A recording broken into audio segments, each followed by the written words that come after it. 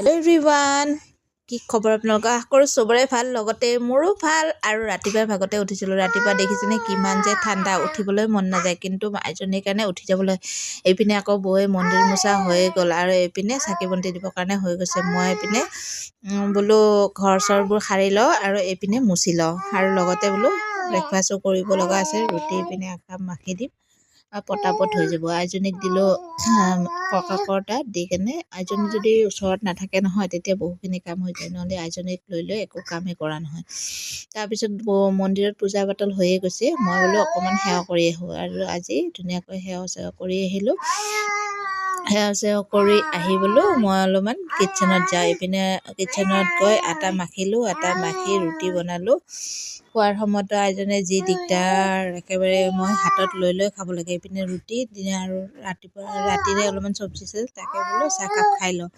চাহ মেলি খাই তাইৰ লগত মই তাইক খুৱাই মেলি ল'লোঁ। আৰু আকৌ আজি দিনৰ ভাগতে বৌয়ে চৌকা এটা বনাইছিলে, তাকে বোলো আপোনালোকক অলপমান দেখালোঁ। চৌকাটো এনেকৈ বাহিৰত চৌকা এটা বনাইছে 31ৰ কাৰণে। আৰু এইপিনে দিনত আনিছিলে মাছ ইলিচ মাছ আনিছিলে, বৌয়ে বনাব। এইপিনে ভাজি থৈছে মাছ, ইলিচ মাছ, আদা নহৰু, তাৰপিছত পিঁয়াজ, লগতে পুষ্ট বটি আছে বৌয়ে, এই পুষ্টই দি ধুনীয়াকৈ আজি বোলো ইলিচ মাছ হ'ব। এইপিনে জলকীয়া বটিলে, পিঁয়াজ বটিলে, আদা বটিলে, গোটেইখিনি বটি দিলে, তেতিয়া খাই পেলাই। মিক্সাৰ গ্ৰাইণ্ডাৰ যিমানে বটাক দিয়ক, মিক্সাৰ গ্ৰাইণ্ডাৰকৈ পটাত পিছাটো বেছি সোৱাদ চাবচোন মছলা।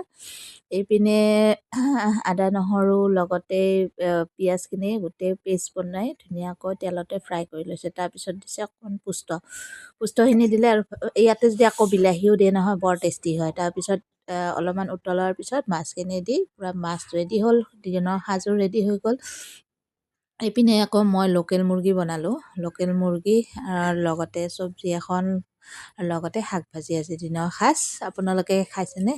আৰু ছানডে বুলি কিবা এটা স্পেচিয়েল থাকিলে ভাল লাগে, হয়নে?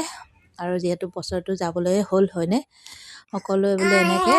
আৰু ওচৰৰে বাইদেউ এজনীক মাতা গৈছিলে ভাতটো নিমন্ত্ৰণ, তেখেতৰ মানে ছোৱালীও আহিছিলে, সিহঁতৰ 6জন একেলগে বোলো এসাঁজ আজি খাই লওঁ ছানডে বুলি। আৰু ভিডিঅ'টো চাই কেনেকুৱা পায় কমেণ্টত জনাব। নাপাহৰিব, যদি ভাল লাগে লাইক কমেণ্ট শ্বেয়াৰ কৰিব। পেজটো যদি এতিয়ালৈ ছাবস্ক্ৰাইব কৰা নাই, ছাবস্ক্ৰাইব আজিলৈ আহিছোঁ। Bye bye, I love you all.